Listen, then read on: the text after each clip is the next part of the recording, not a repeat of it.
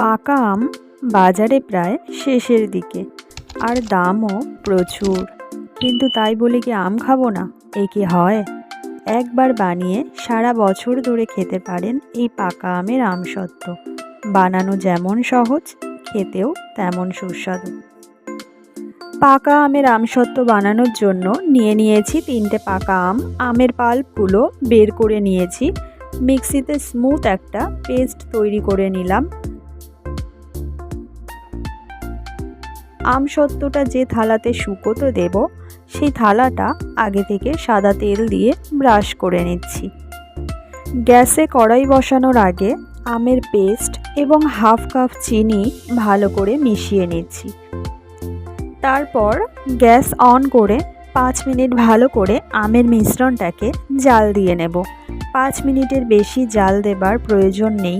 বেশি জাল দিলে আমের মিশ্রণটা অনেকটা পরিমাণে ঘন হয়ে যাবে আর আমসত্ত্বটা ভালো থালাতে সেট হবে না। তাই 5 মিনিট ভালো করে আমের মিশ্রণটা জাল দিয়ে নিচ্ছি। ভালো করে জাল দিয়ে নিলেই হবে, কোনো রকম বেশি ঘন করার প্রয়োজন নেই। খুব একটা ঘন করার কোনো প্রয়োজন লাগে না আমসত্ত্ব বানাতে গেলে। এরকম মোটামুটি একটু ঘন হলেই নামিয়ে দেওয়া যাবে। তারপর গরম গরম থালাতে মিশ্রণটাকে ঢেলে ভালো করে সমানভাবে ছড়িয়ে নেব মিশ্রণটাকে। এবার আমসত্ত্বটা কড়া রোদে 2 দিনের জন্য শুকোতে দেব। চলে আসলাম 2 দিন পরে। দেখুন আমসত্ত্বটা কতটা পারফেক্টভাবে তৈরি হয়ে গেছে, দারুণভাবে সেট হয়েছে, কত সুন্দর থালা থেকে উঠে আসছে।